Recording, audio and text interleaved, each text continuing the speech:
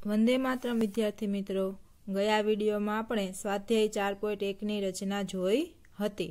आजे आपणे स्वाध्याय 4.2 नी रचना विषे शीखीशुं। स्वाध्याय 4.2 नी जे रचना छे ई 3 बाजू अने 2 विकर्णोना मापना आधारे आपणे चतुष्कोणनी रचना करवानी छे। कया कया मापना आधारे? 3 बाजू अने 2 विकर्णोना आधारे।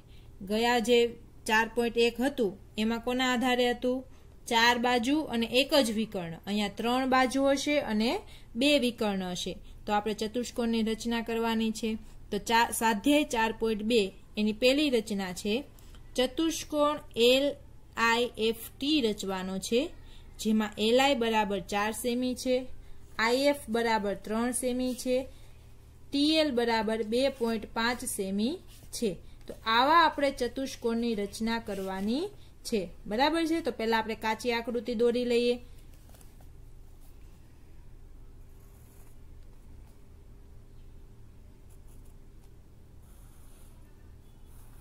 एवुं जरूरी नथी के आवी ज आकृति आवे।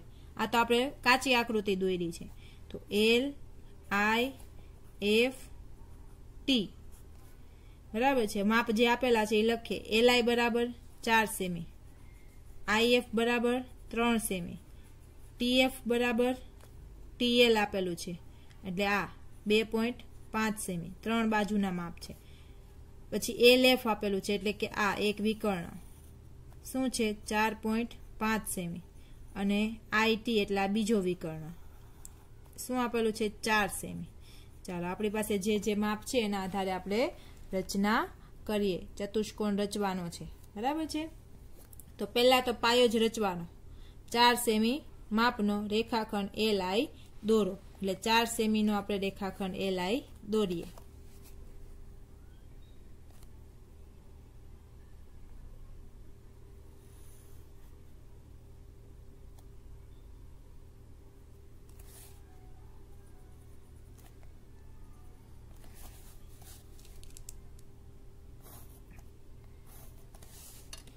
LI કેટલા સેમી માપનો દોર્યો? 4 સેમી માપનો રેખાખંડ LI રચો। પછી L ને કેન્દ્ર તરીકે લેવાનું। હવે આ ખૂણો દોરવો છે એટલે આ એક વિકર્ણ અને આ માપ પરથી એક બાજુના માપ પરથી આ ખૂણાની રચના થશે। ખૂણો T રચીએ પહેલા। બરાબર છે। તો L ને કેન્દ્ર તરીકે લઈ 2.5 સેમી ત્રિજ્યા લઈ અને એક ચાપ રચવાની છે। કેટલું માપ લેવાનું છે? 2.5 નું।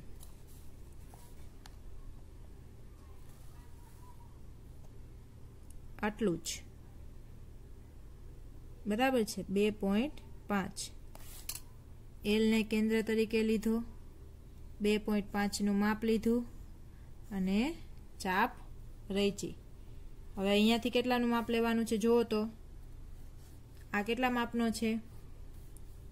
4 સેમીનો છે એટલે 4 સેમીનું માપ લેશું। 4 સેમી માપ લીધું।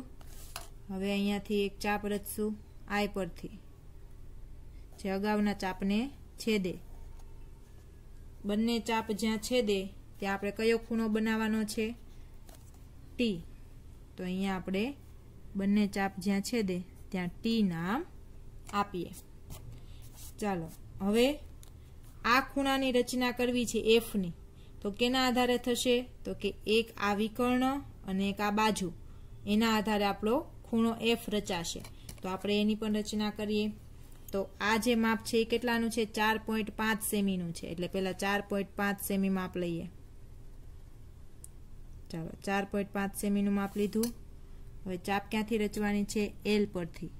L પરથી ચાપ મારવાની છે આ રીતે। આ કેટલા સેમીનું છે? 3 સેમીનું એટલે 3 સેમી રચીએ। ચાલો 3 સેમી માપ આવી ગયું।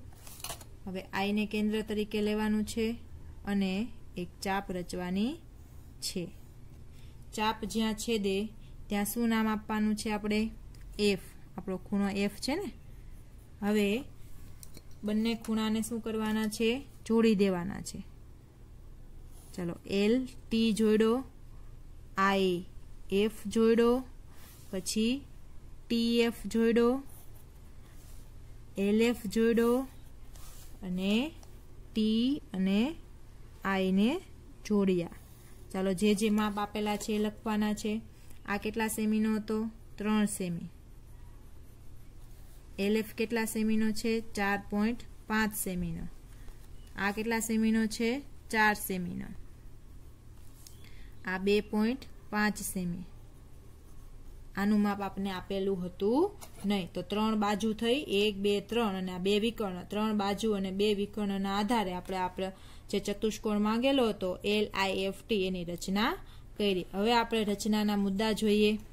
તો 4 સેમી લંબાઈનો રેખાખંડ LI દોરો। તો અહીંયા તમે 4 સેમી લંબાઈનો રેખાખંડ LI દોર્યો। L ને કેન્દ્ર તરીકે લઈ 2.5 સેમી ત્રિજ્યા લઈ એક ચાપ દોરો। તો અહીંયાથી તમે L ને કેન્દ્ર તરીકે લીધો, 2.5 સેમી ત્રિજ્યા લીધી અને એક ચાપ રેચી હતી અહીંયા। I ને કેન્દ્ર તરીકે લઈ 4 સેમી ત્રિજ્યા લઈ એક ચાપ દોરો જે અગાઉના ચાપને છેદે। તો અહીંયાથી તમે I ને કેન્દ્ર તરીકે લીધો તો એક ચાપ રેચી હતી જે અહીંયા બીજી ચાપ હતી એને છેદે। ચાપ જ્યાં છેદે ત્યાં તમે શું નામ આપ્યું? ટી નામ આપો। તો ચાપ જ્યાં છેદે ત્યાં ટી નામ આપો। હવે L ને કેન્દ્ર તરીકે લઈ 4.5 સેમી ત્રિજ્યા લઈ એક ચાપ દોરો। તો અહીંયા તમે L ને કેન્દ્ર તરીકે લીધો, 4.5 સેમી ત્રિજ્યા લીધી અને એક ચાપ દોરી। હવે I ને કેન્દ્ર તરીકે લઈ 3 સેમીની ત્રિજ્યા લઈ અને એક ચાપ રચો જે અગાઉના ચાપને છેદે। જો અહીંયા લખેલું છે I ને કેન્દ્ર તરીકે લઈ 3 સેમી ત્રિજ્યા લઈ ચાપ દોરો જે અગાઉના ચાપને છેદે। બંને ચાપના છેદ બિંદુને F નામ આપો। રેખાખંડ LT, રેખાખંડ IF, રેખાખંડ FT, રેખાખંડ LF અને રેખાખંડ IT દોરો। આમ ચતુષ્કોણ LIFT એ માંગ્યા મુજબનો ચતુષ્કોણ છે। સમજ પડી? બીજી રચના જોઈએ। ચતુષ્કોણ GOLD રચવાનો છે। OL બરાબર 7.5 સેમી, GL બરાબર 6 સેમી, GD બરાબર 6 સેમી, LD બરાબર 5 સેમી અને OD બરાબર 10 સેમી છે। તો અહીંયા આપણે કાચી આકૃતિ એક દોરી લઈએ। આ રીતે માપ ખાલી લખવાના છે। શું રચવાનું છે? GOLD। તો GOLD। ચાલો OL આપેલો છે આ 7.5 સેમી, LD અહીંયા રહ્યો 5 સેમી। હવે OL 7.5 સેમી, GL એટલે આ એક વિકર્ણ, આ કેટલો આપેલો છે? 6 સેમી। પછી GD, સોરી અહીંયા GD કેટલો આપેલો છે? આ 6 સેમીનો। પછી 3 બાજુ થઈ ગઈ। હવે આ એક વિકર્ણ છે OD, 10 સેમીનો છે। આવો આપણે એક ચતુષ્કોણ રચવાનો છે। આ ચતુષ્કોણની આપણે રચના કરીશું, બરાબર છે? ચાલો પહેલા તો પાયો રચીએ। LD બરાબર 5 સેમીનો। તો અહીંયા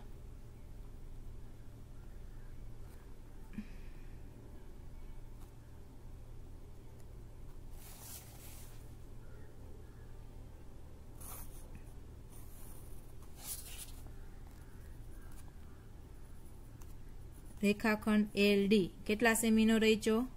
5 સેમીનો। હવે શું કરવાનું? આ ખૂણો બનાવવો છે। એક ખૂણો બનાવવા માટે એક વિકર્ણ અને એક બાજુના આધારે ખૂણો O બનશે, બીજો વિકર્ણ અને બીજી બાજુના આધારે ખૂણો G બનશે, બરાબર છે? તો પહેલા આપણે O ખૂણો બનાવીએ। તો પહેલા તો 7.5 સેમીનું માપ લેવાનું છે અને L ને કેન્દ્ર તરીકે લેવાનું છે। કેટલાનું માપ લેવાનું છે? 7.5 નું। તો અહીંયાથી 7.5 સુધી લઈ જવાનું છે।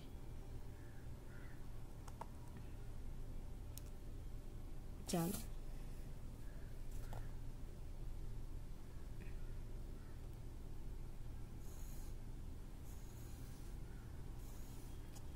હવે D પરથી 6 સેમીનું માપ લેવાનું છે।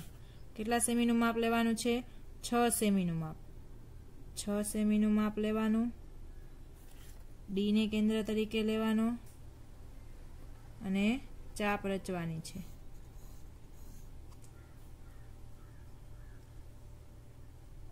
અહીંયા 10 સેમી છે, સોરી આ જે છે એ માપ 10 સેમી આપેલું છે, એટલે 10 સેમીનું માપ લેવાનું છે.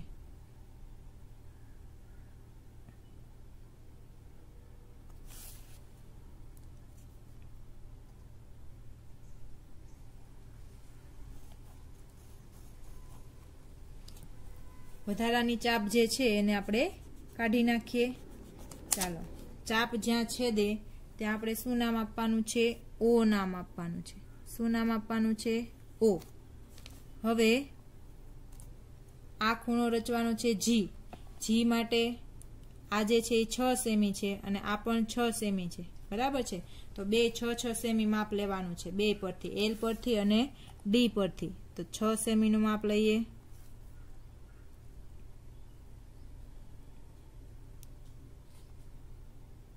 ચાલો, આવી ગયું 6 સેમી. હવે એક ચાપ આપણે એલ પરથી મારવાની છે 6 સેમીની અને બીજી ચાપ આપણે ડી પરથી મારવાની છે.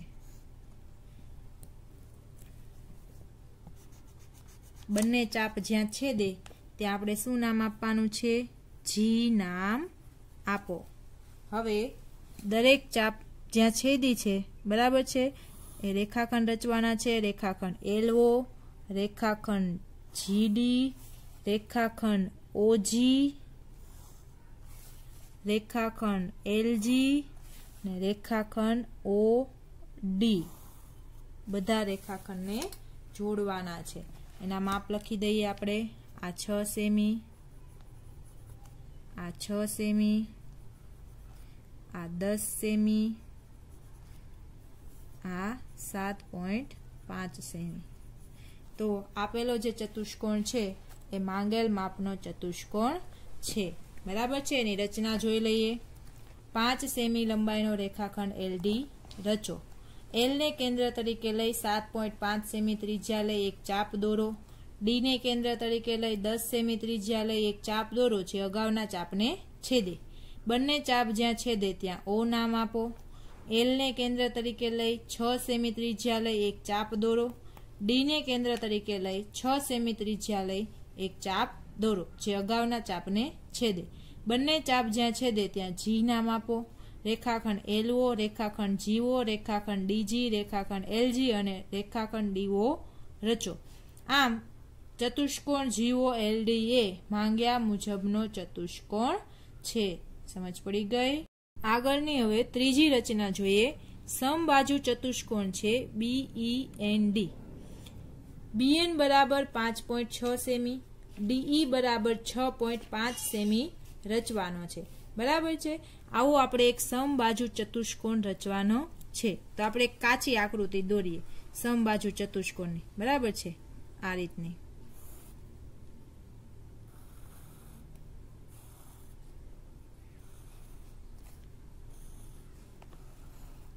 ચાલો, સમબાજુ ચતુષ્કોણ છે. બધી બાજુના માપ કેવા છે? સરખા. નામ આપી દઈએ બી ઈ એન ડી. તમારી પાસે જે માપ આપેલા છે એ લખો. બીએન આપેલો છે આખો 5.6 સેમી અને ડી આપેલો છે 6.5 સેમી, બરાબર છે. હવે આના આધારે તમારે સમબાજુ ચતુષ્કોણ રચવાનો છે, બરાબર છે. બે બાજુના માપ આપ્યા છે ખાલી અને તમારે આખો ચતુષ્કોણ રચવાનો છે. તો સૌથી પહેલા તો આ માપ દોરીશું. ડી, રેખાખંડ ડી કેટલા સેમીનો દોર્યો છે? 6.5 સેમીનો રેખાખંડ ડીઈ રચો. એટલે પહેલા તો આપણે 6.5 સેમીનો રેખાખંડ ડીઈ રચીએ.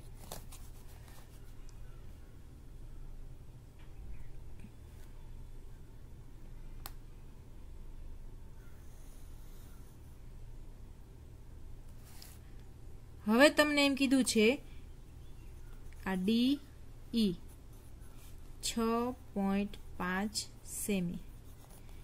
હવે તમારે શું કરવાનું છે?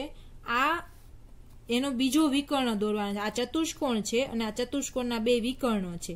વિકર્ણના આધારે આખો આપણે ચતુષ્કોણ રચવાનો છે. તો આ એક માપ તો આપણે દોર્યું. હવે આ માપ લેવાનું છે એટલે કે પહેલા તો આ બંનેનો દ્વિભાજક એટલે બે સરખા ભાગ કરે એવું બિંદુ લેવાનું છે, બરાબર છે। બંનેનો દ્વિભાજક રચવાનો છે। તો રેખાખંડ ડી નો દ્વિભાજક રચવો હોય તો આપણે શું કરવાનું, એના અડધા કરતા વધુનું માપ લેવાનું, અડધા કરતા વધુનું માપ। આખું લ્યો તો પણ ચાલે, 6.5 સેમી લ્યો તો પણ ચાલે, પણ અડધા કરતા વધુનું માપ લેવાનું।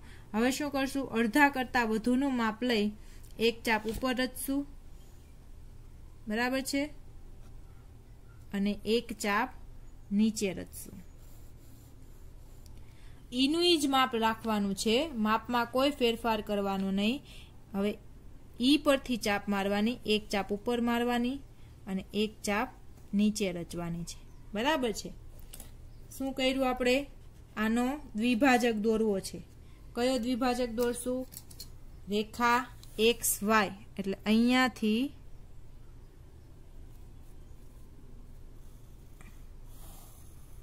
આ રીતે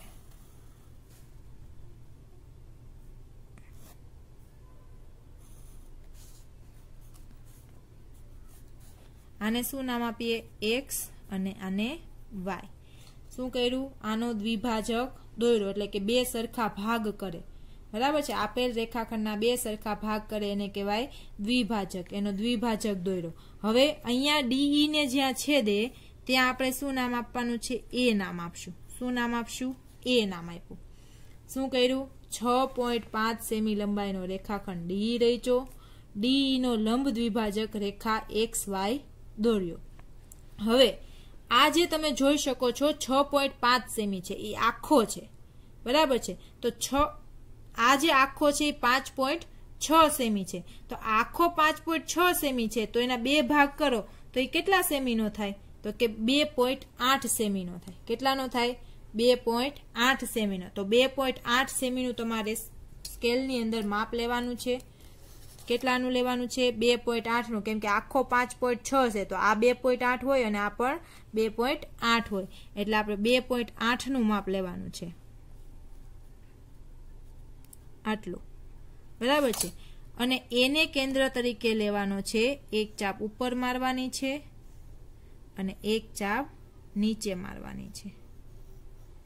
ઉપર જે ચાપ છેદે છે ત્યાં આપણે શું નામ આપવાનું છે, એન, એટલે અહીંયા આપણે નામ આપી દઈએ એન, અને નીચે ચાપ જ્યાં છેદે ત્યાં આપણે શું નામ આપવાનું છે, બી, એટલે નીચે આપી દઈએ બી। હવે આપણે રેખાખંડ ડીએન રચીએ, રેખાખંડ બીઈ રચીએ, રેખાખંડ બીડી રચીએ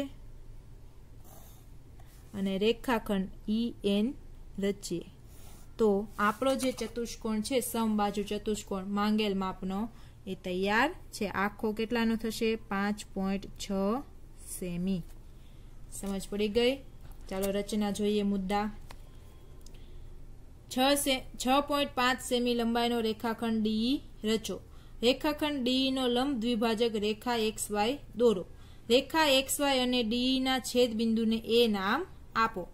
એને કેન્દ્ર તરીકે લઈ 2.8 સેમી ત્રિજ્યા લઈ રેખાખંડ ડી ની ઉપર અને નીચેના ભાગમાં રેખા એક્સ પર બે ચાપ રચો। એક્સ વાય પર બે ચાપ રચવાની છે। આ બંને ચાપ રેખા એક્સ વાય પર જ્યાં છેદે ત્યાં અનુક્રમે બી અને એન નામ આપો। રેખાખંડ ડીએન, રેખાખંડ ઈએન, રેખાખંડ ઈબી અને રેખાખંડ ડીબી દોરો। આમ ચતુષ્કોણ બીઈએનડી એ માંગ્યા મુજબનો ચતુષ્કોણ છે। અહીંયા આપણે સ્વાધ્યાય 4.2 પૂર્ણ થઈ, 4.2 ની બધી રચનાઓ પૂરી થઈ ગઈ। આ જે રચના હતી 3 બાજુ અને 2 વિકર્ણના આધારે હતી, બરાબર છે। હવે પછી સ્વાધ્યાય 4.3 ની જે રચના છે એ ખૂણાઓના આધારે છે, તેથી આપણે પહેલા તો ખૂણાઓ રચતા શીખવું પડશે, બરાબર છે। પહેલા તો તમને ખૂણાઓ બનાવતા આવડતું હોવું જોઈએ। અત્યાર સુધી તમે જે ખૂણાઓ બનાવતા હતા એ કોણ માપકની મદદથી બનાવતા હતા, હવે તમારે પરિકરની મદદથી ખૂણાઓની રચના કરવાની છે।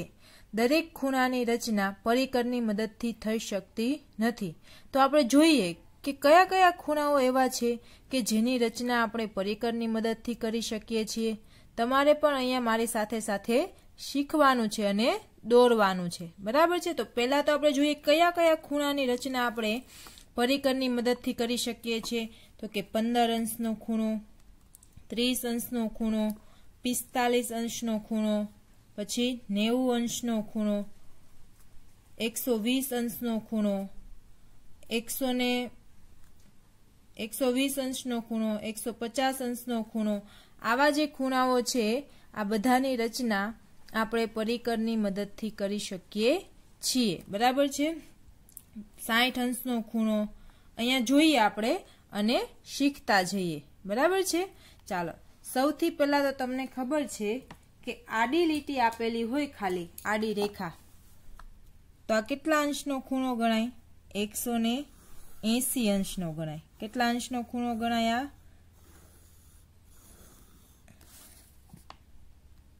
આ કહેવાય 180 અંશ આખું. હવે અહીંયા એક બિંદુ લીધું છે આપણે. બરાબર છે. અહીંયાથી તમારે પહેલો ખૂણો આપણે રચશું 180 અંશનો. તો પરિકર લેવાનું. પરિકરમાં તમારે એક અર્ધવર્તુળ ચાપ રચવાની. આ જે રચો છો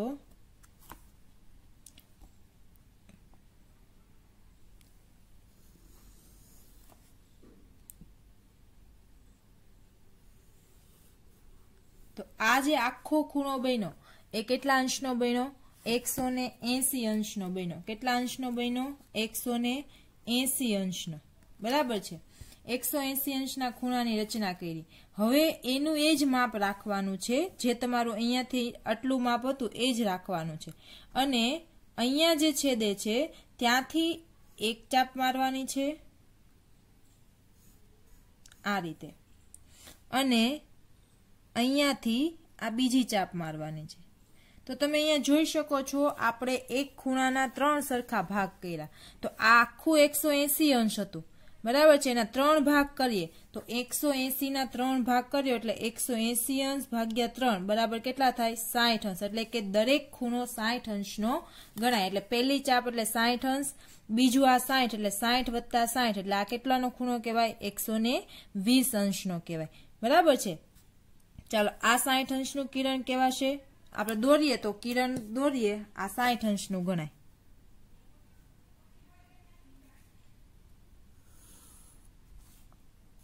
આ કેટલા અંશનો ખૂણો કહેવાય? 60 અંશનો.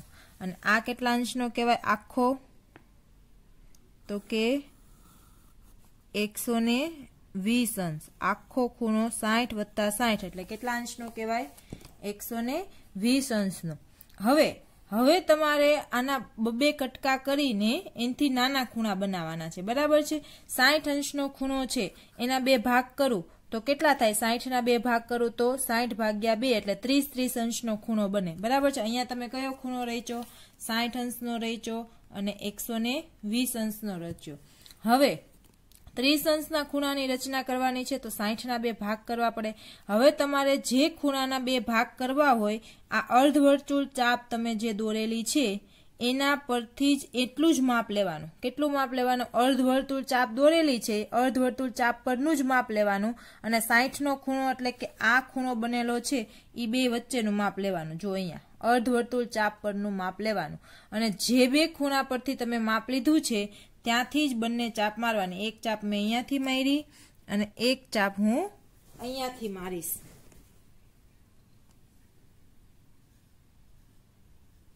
તો મને આ જે ખૂણો મળશે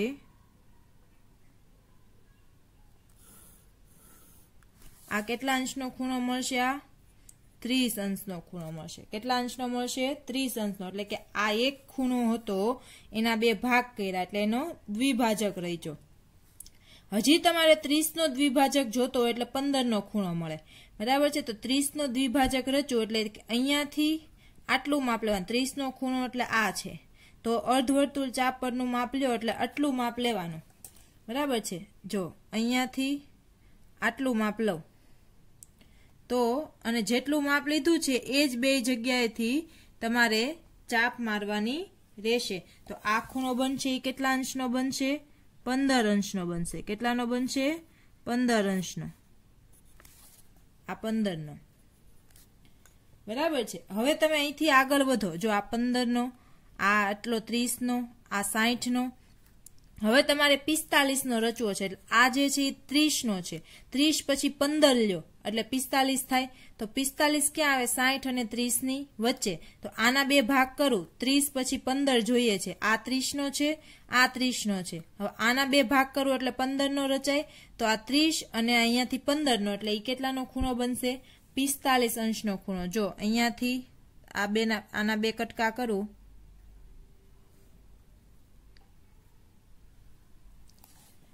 આ જે રચાશે એ બીજો 15 નો ગણાશે તો 45 નો અહીંથી આટલો ખૂણો થશે એ કેટલાનો થશે 45 અંશનો તો તમે કયા કયા ખૂણા રચ્યા 30 અંશ રચ્યો 15 અંશ રચ્યો 45 અંશ રચ્યો અને જેના બે ભાગ કરવાના કીધા હોય ત્યાંથી તેટલું માપ લેવાનું રહેશે સમજ પડી ગઈ હવે 90 નો ખૂણો 90 નો ખૂણો રચવો હોય તો તમે જે 60 ની ચાપ મારી હતી અને 120 ની ચાપ મારેલી હતી આ 60 અને 120 ની ત્યાંથી જ બંને પરથી એક એક ચાપ રચવાની રહેશે એટલે આ ખૂણો કેટલા અંશનો ગણાશે 90 અંશનો ગણાશે કેટલાનો ગણાશે 90 અંશનો આ ખૂણો 90 અંશનો બરાબર તો તમે 90 અંશના ખૂણાની પણ અહીંયા રચના કરી હવે તમારે 105 રચવો હોય તો 90 અને 120 ની વચ્ચે 105 આવે તો આ જે છે આટલો કટકો 30 નો છે એના બે ભાગ કરું એટલે આ 15 નો રચાશે તો અહીંયાથી આ બે ભાગ કરું આના તો એક ચાપ અહીંથી મારું અને એક ચાપ અહીંયાથી મારું તો 90 પછીની આ જે હશે આ ખૂણો ગણાશે 105 અંશનો કેટલાનો ગણાશે આખો ખૂણો 105 અંશનો ગણાય બરાબર છે તો આપણે 105 અંશના પણ ખૂણાની રચના કરી 150 નો રચવો હોય તો આના બે ભાગ કરવાના એટલે જે રેખા કિરણ મળે એ 150 અંશનો ખૂણો બનાવે તો આ રીતે તમારે ખૂણાઓની રચના કરવાની રહેશે તમારે જેનો દ્વિભાજક રચવો હોય એની આ અર્ધવર્તુળ ચાપ પરથી એનું માપ લેવાનું રહેશે સમજ પડી ગઈ હવે આપણે સ્વાધ્યાય 8.3 ની શરૂઆત કરશું એમાં ખૂણાઓની રચના આવશે ખૂણાઓ કેવી રીતે રચવાના એ તમારે આ પ્રેક્ટિસ કરવાની છે અને એના આધારે શીખી જવાનું છે હવે પછી સ્વાધ્યાય 8.3 ની શરૂઆત નેક્સ્ટ વિડીયોમાં કરશું ત્યાં સુધી વંદે માતરમ